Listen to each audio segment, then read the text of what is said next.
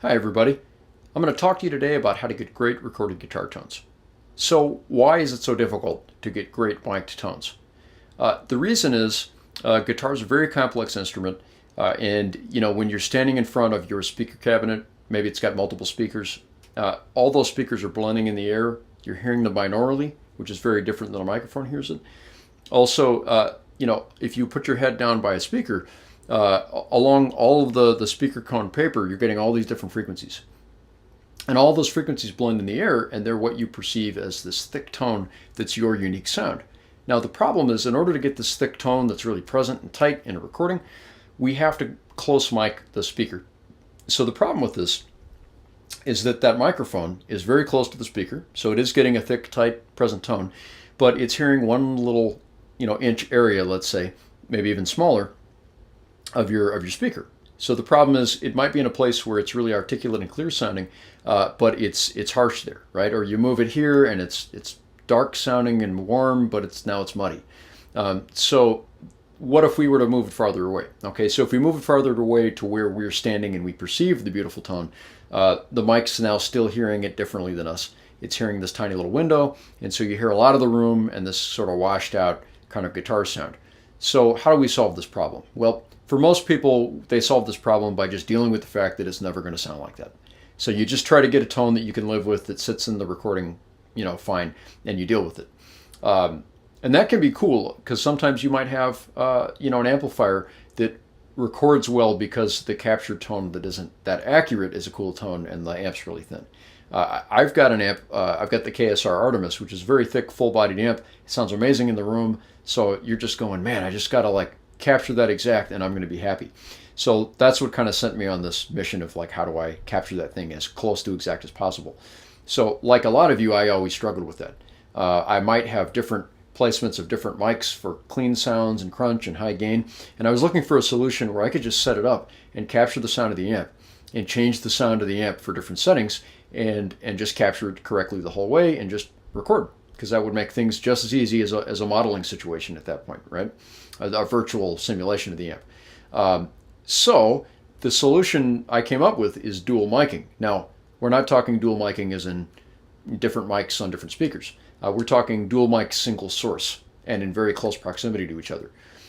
So most people never try this because they don't know it's a thing, or they might have heard that you're going to run into problems with that. So, what are the problems with putting two mics real close to each other? Well, if you're familiar with phase coherency, it's the concept that when a sound wave is hitting, our capturing device, our microphone, that if it hits it pretty close but a little bit off, so in other words, the wave crest, of one mic is the wave trough of another, those will cancel instead of having the two mics add and become one unit. And we want them to add.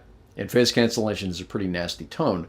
It should be noted some recordings take advantage of slight phase cancellation to create a phaser sort of effect or a thinning comb filtered effect for effect. But in general, if you're trying to capture the sound, that would be considered something we're trying to avoid because we want to capture, we're not looking for an effect, we're looking for the real sound. So how do we get the mics close and not have phase cancellation problems? Well, the one thing you may have heard is the 3-to-1 rule. So that's the concept that, let's say if I had mic number 1 is an inch away from the grill cloth, then mic number 2 is going to need to be 3 inches apart. Now that's cool. That could still get us on one speaker, right? But then we wouldn't really be pointing two mics glued together in one point source area, right? So if we're going to put them in one point source area, we need to know where the diaphragms are internally in the microphones and align them at exactly the same, kind of plane so that the sound wave will hit them at the same point. So the question is, how do we do that? Well, the first way to phase align the mics is to just physically know where the diaphragm is. So on ribbon mics and condensers, it's pretty easy. Let me show you. So I've got a Shure KSM313, killer ribbon mic, by the way. It's indestructible. It sounds different than a Royer 121. It's tighter and clearer, but still has that fat ribbon kind of chewiness to it. You should get one. They're awesome. If you look at pretty much any ribbon mic, you'll notice there's a flange here, and that's holding the ribbon vertically. That's where the ribbon is. So that's easy. Okay. Same with most condensers. Most condensers, the capsule is dead center there. The thing you have to keep in mind, though, you might think the capsule's here, it's actually not. I can see it right now. It's right there. So if I were to align these two mics, I'd align the flanges, right, on the side, and I'd have that capsule so that the center line of the spherical, circle of the capsule there is dead center there or with whatever mic. Anyway, so as long as you do that, these two will be phase aligned. Okay, so then the question is, what if I'm using a mic like an SM57 where it's not instantly obvious where the diaphragm is? Well, there's a couple ways to go. First of all, there's Google. There's lots of people out there that have destroyed SM57s, so you can see where the capsule is, and actually the diaphragm, sorry. And that's how I did it, okay? If you're not aware, if you were to look at a 57, you see the little plastic cap on the end of the mic, and there's little slits on the side, and where the slits end is where the diaphragm starts. Now, you're not going to be able to know that on a lot of microphones. So how do we, accurately know that so we can get about the business of making music? Okay, well, there's a couple techniques. One that's pretty smart is to turn the amp on with some high gain so it's got white noise running. Put on a set of headphones. Invert the phase in the DAW so that instead of them being aligned, one's out of phase. Okay, so if you do that, if we align the mics until we can hear the highest degree of cancellation in the waveform, that means that when we flip it, so in other words, it's the most out of phase. Once we flip it, it'll be the most in phase. And that's how you figure that out, and then you make note of where that positioning was, and you can reproduce that every time, no problem, piece of cake. The third way would be to digitally align the waveform. So you could look at the waveform. Now, I don't like that because to me that's not as precise and exact, and then I have to mess around with that rather than recording. So I'd rather either know visually where the diaphragm is, right? Or do some audio detective work to figure out where that is, and then you'll visually know where it is. That would be my advice on that. Okay, so once we have them set up that way, we can do a lot of cool things. We can, we can get them as close as we want, and we can move them as a unit, right? And then now you're capturing one source, but you've got all these sounds. So the other thing with that is that allows you to blend them like EQ. So there's a producer, Ross Hogarth, who likes to use this particular miking technique, and what he'll do is blend in the darker ribbon mic when a player goes higher up the neck to make it warmer, and then blend in more of the 57 when you go farther down on the neck to get more clarity and more crunch. So you can use them that way. I don't really like to do that. I just like it to sound the way it sounds, but you can do a lot of neat things once the phase is in alignment. So the big question is why blending those two mics? So I don't like to just use, like I said, just like two dynamic mics. I like to use two different classes of microphones. So if you're not familiar with a ribbon, you should really try one at some point so you can see what they do. Ribbon mics have become more popular because of digital recording. Digital sounds great now, but it's very clear and honest. So when you recorded with analog tape, in the 60s and 70s and even the 80s, would round off harsh transients. So if you pick the guitar and the distortion's sort of harsh and crunchy, the tape rounds it off. Well, now that everything's clear and honest, we're going, whoa, it's way too honest. So what a ribbon mic is sort of does what tape does, which is why they become more popular again. The ribbon mic, if you have the harsh transient, it'll round that out. It's also fatter and squishier and has more, let's say, low mids and less of the high sort of stuff. So that captures that sort of tubey quality that you perceive that a dynamic mic doesn't get you usually. The dynamic mic, the SM57, which I like to use, has a tailored response curve, EQ curve. So what this means is it doesn't have a lot of high, not a lot of sub-lows, but it has a lot of the mids and the upper mids, and it's more articulate and kind of compressed, and it captures the crunch articulation aspect of a distorted guitar tone. So these two things by themselves, the ribbon mic to me is a little too squishy a lot of times, and a little too dull, while sounding very realistic. The dynamic sounds very articulate, but it's a little too thin sometimes. So when you blend them together, you're getting those two different responses to the dynamics of the guitar, along with the two different EQ curves, and those things complete. And what it does is it's a similar effect to what your ear hears when you hear those different aspects coming off the speaker cone and blending in the air in your ears. But yet you can mic it close to get that tight sound. The other neat thing with a ribbon mic is they're all bidirectional. So most of them have the same sound on both sides that they're hearing. The KSM 313 has a few cool features, which are that first of all, it's not an aluminum ribbon. It's some sort of proprietary ribbon, meaning I can crank the amp as loud as I want. I can throw it on the floor. I can throw the thing in a kick drum. I can use it live. I can't break it. Most other ribbons, even durable ones like the Royer 121, you still have to be careful with that. You can still blow them out with volume occasionally. And the other thing is because of that different ribbon material, it has a little different voicing. So the mic, I think, has a much nicer mid-range. The 121, from what I've heard on recordings, seems to be a little scoopier in the mids. So I really dig that 313. It started showing up on like Slash's guitar rig and John Petrucci's, and so I thought, oh, that combination of the 313 and the 57 seems to be showing up, and it seems to be a killer guitar sound. And it is, it's great. But the thing that's cool is the 313 has a brighter tone on the backside, and it hears it a little less loud than the front when you're using the front. By the way, you can get a polarity switch that you can plug into the 313, and then that will allow it to hear stronger on the backside, which is great for acoustic guitar and vocals and different things like that. But what's cool is you're using the front side of the mic, which is darker for the aggressive distorted guitar stuff. The back side of the mic is still hearing a little bit, bright stuff in the back, which means you're picking up a little bit of the room, but it's not like an overt thing. It just sounds like lively. So that's a really neat plus you get from using a ribbon microphone. Okay, so what are some issues of like how we need to set up, the microphones once we have them aligned? So the big question is, how close do I set them to, the speaker cabinet?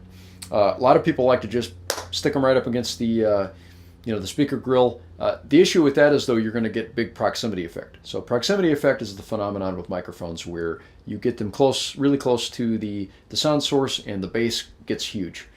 This can be a great effect if you have a thin, kind of Marshall amp or something that you're trying to thicken up. But if you're trying to realistically capture it, what I'm trying to do is get it as close as I can to get the thick present thing, but not to like make it sound overly cartoonish.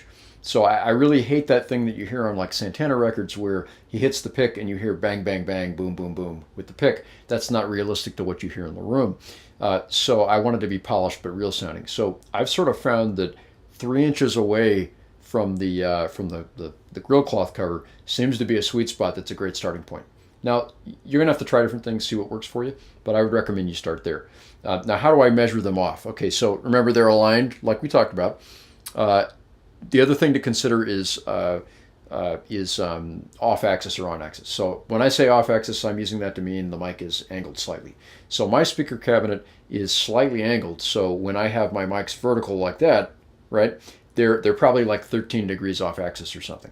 I found that that's a big part of the equation as well.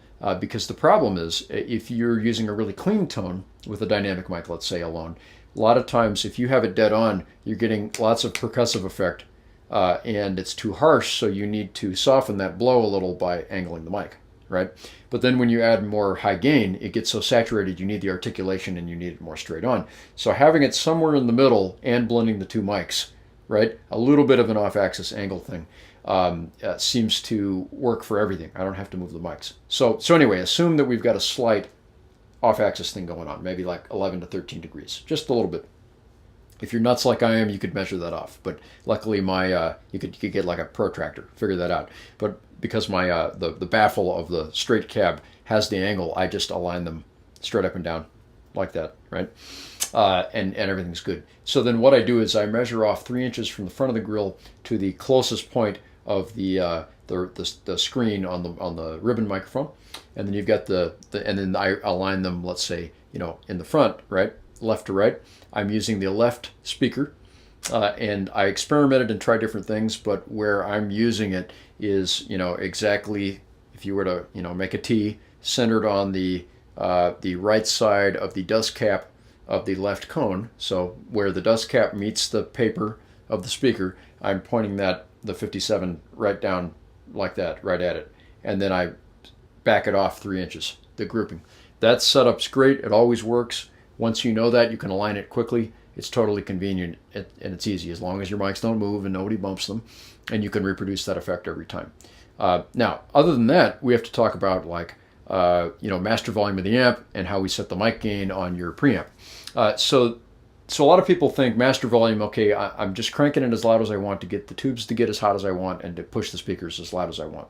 But a lot of people don't consider that you could overdrive or overcompress the ribbon or the diaphragm of a dynamic or the capsule of a condenser. So what I'm looking for is a sweet spot where the tubes sound good, the speakers push enough that they're contributing coloration but not being overly driven to the point where they cone cry like crazy or do a lot of weird things, and then to where the mics aren't being pushed too hard. So a good way to test that is you could use a totally clean tone, let's say like a Fender Twin sort of tone that's definitely not breaking up in the room, and listen to it through your DAW and adjust the master volume until you'll hear where the mics are being pushed too hard, and then you can back off a little bit. And that's how I found that. So for example, my KSR amp, the transformers are so awesome that I could literally probably crank the master all the way up and it would never fall apart and poop its pants. But I'm getting it at a sweet spot where it sounds great and it pushes the mics just right. The other part is considering how much preamp gain to apply to the microphones. So, it's the age of digital, so, a good converter will be so clean you could have it record in at like negative 15 decibels and you're fine. You won't have any noise issues. So you can play around a lot with how that impacts tone. So I'm using the Apogee Symphony. I found that when it just barely lights a little bit yellow on the meters on the front of the Symphony, on my peak loudest hit, that's where it seems to sound like tight and warm and it's perfect and it's not being overly driven. So I ride the gain levels.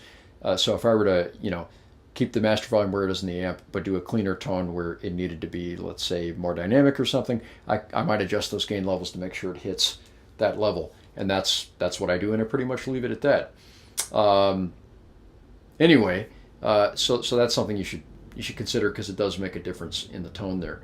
All right, so what are some other considerations about how to make it sound good? So once you have that setting good, that setting will work. We've got to address the room.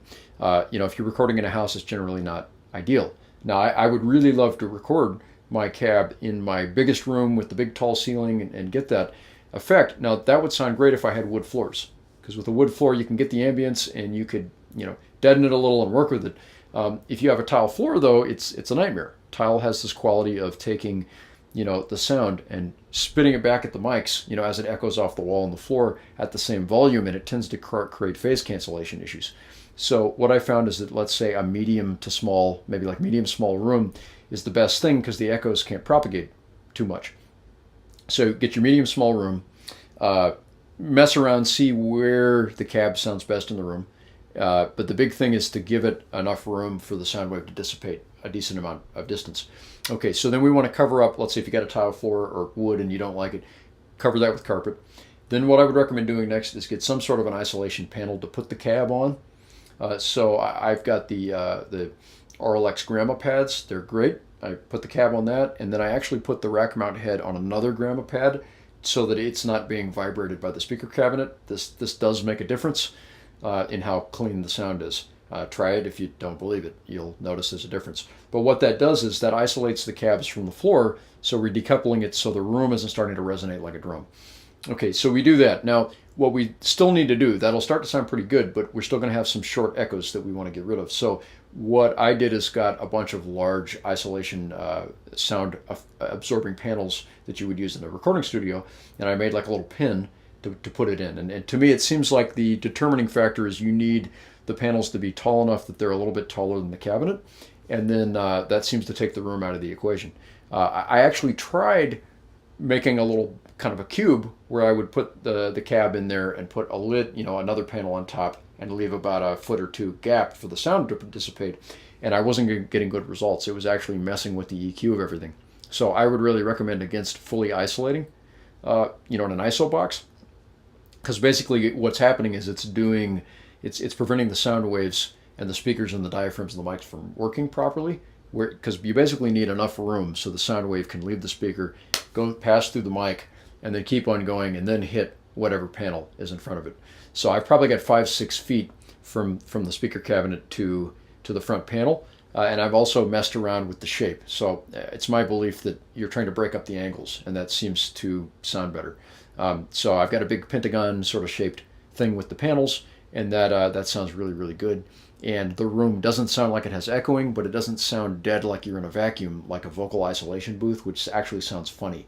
It's sort of a myth. You don't want it totally dead. You want to get rid of nasty echoes that cause phase problems or cause problems where you can't get the sound sounding drier if you want. You want it lively and not overtly echoey sounding, but not completely dead, or it's going to sound ugly as well. Okay, so that works there. The other thing is quality, right? So get the best quality stuff you can afford. Get the best quality instrument cables, get the best quality mic cables, get the best quality converters and mic pre's that you can get. So, I saved up a while and got the Apogee Symphony, and it's great, and I love what that does for guitars. It tends to color it sort of like very clear analog tape. But just get the best thing you can get that's clear sounding and work from there, and you can make it work. This is also in regards to quality of microphones. So you're going to probably look these mics up and go, oh my God, the KSM 313 is a like $1,300 mic. And the thing is, though, if you want to experiment with a ribbon mic to see what it's all about, there are now like $200 to $400 ribbon mics that are okay that you can try out. And no, they're not going to be as good as the KSM 313, but they will allow you to experiment with that voicing. The other thing you could do too, if you want a ribbon sort of sound, is to try to research a ribbon or a dynamic mic or condenser that's known to have sort of ribbon sort of response characteristics. So one of them that I've read about is the Heil PR30 is being talked about having similar sort of response to transients, where it sort of softens the blow of the transient and has a similar EQ. And you could probably get that mic for around $300 and get a 57, for about $80, and you'd probably have a really impressive tone there. Anyway, the last thing to really consider that people might go is, okay, well, that's great and everything, but I've tried everything and my room sounds horrible, and I still want to use my real tube amp. So why wouldn't I just use an impulse response? So for what you guys, if you guys don't know, an impulse response is you run a signal through your guitar cabinet with your actual miking, and it's able to compare how the frequency sweep went out and how it goes back into the DAW, and it makes a little plot of how the speaker actually and the mics actually behave. It could even hear room echo and stuff like that. So and that's in any box like a Kemper or an XFX or any like new like Bias, which is a new DAW based XFX type of model, amp and speaker and mic room modeling sort of software. You could send your real amp into that and use the fake speaker sort of situation. What are the minuses to that? Well, you might not be thinking about this, but most people that are using that a device that way, or even the 2 Notes Torpedo, that's a device that's exclusively used to have virtual mics and move them around, is that basically they're running the amp at 0 volume. So what that means is they have to run the amp into a load box to not blow up the transformers. So that means now the 2 Notes Torpedo, let's say, or whatever load you're using, is loading down the transformers so that the power has somewhere to go. Well, what you might not be realizing is different speakers have different loading characteristics. So when they build a load device, they're having to mimic a certain speaker. So if I use like a greenback speaker versus a vintage 30 versus the G1265s I use in my cab, it's not just the tonal curve that's different or the wattage. It's the fact that there is a back flux. So the power amp hits the speaker and the speakers push back, right? And they're pushing and pulling on each other, and that actually affects the tonality and the way the amplifier behaves. So I don't like that if I'm using a load box, a simulator, that it's changing the way the amp behaves. So the way to get around that, if your house sounds bad but you can still use a lot of volume, is you basically still run through your speaker cab, and so that way you're using the reactive load of your real speaker cabinet, but you're tapping the sound off of that and then sending it into the box to do the speaker mic room simulation. That's a good kind of concept there. The other thing you could do if you want that even more realistic is most of these boxes now will let you shoot an impulse response of your exact speaker cabinet. So let's say if your room doesn't sound good, you probably know somebody who's an enthusiast like I am that has a room set up where you could bring your cab over and your microphones, and you could have them shoot an impulse response, and then you can load that impulse into a 2 Notes Torpedo or an XFX or your DAW and use it that way, and it'll be much closer to what you're used to hearing, which is really what completes the illusion. It's not that impulse responses aren't accurate. It's that, by doing my own miking, which I would recommend, I've got my unique sound because I'm using mics that aren't modeled in a lot of modelers, and like a G1265 speaker, you'll rarely find that. The other thing to consider is that, my exact placement that I'm doing, you can't move that around in an Axe Effects, to my knowledge, or a Kemper. You're stuck with where that mic was when they shot that IR. So if you buy like a third-party impulse response to load into it, it's where they set it up. It's not your cab the way you wanted it, which could sound very different. And the two notes, you can virtually move it around, but you're still stuck with, their cabs that they did. So it's not that those would sound bad, it's that yours would sound better because it's real and it's the way it works. So it's your real sound that you're used to. The other reason I would suggest that IRs they're not at the point yet of still sounding exactly like the real thing, even if I shot an IR of my cab, the reason they would still sound different that people aren't acknowledging is that basically you have a drum effect. So let's think about like if I sample a snare drum hit, psh, right? It samples, it dissipates, and then right, and that's a sample of that. But if I'm actually going ba-da-ba-da-ba on a drum, that sound wave is still reverberating through the drum head when it hits again, right? So it's basically that strike and recovery time, right? So that's happening with the speaker cabinet, right? So that impulse response can't really capture that randomness of the box the speakers are in is vibrating and trying to recover, and then you hit it again. Also, the room is doing the same thing. That's sort of something you can't match yet. And that's probably what gives it away, or doesn't quite satisfy someone like me that likes the mic.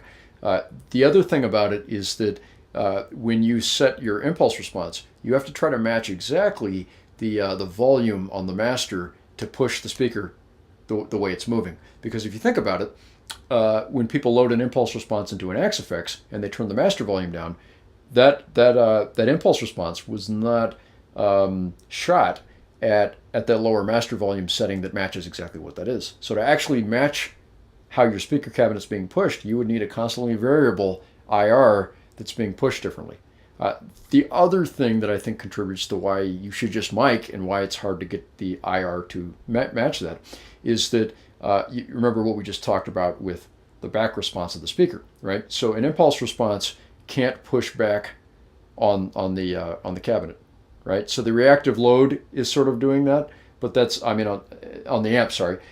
The reactive load is sort of trying to mimic that, but it's not exactly the same. So the impulse can't exactly dictate that back pressure against the actual amplifier. So that's what I think still would sound different than a real sort of recording situation. So I would really, those sort of solutions are great solutions if you can't, mic at all because the room sounds bad, or if it's a volume restriction situation, then definitely. I mean, the Axe Effects sounds great, Kemper sounds great.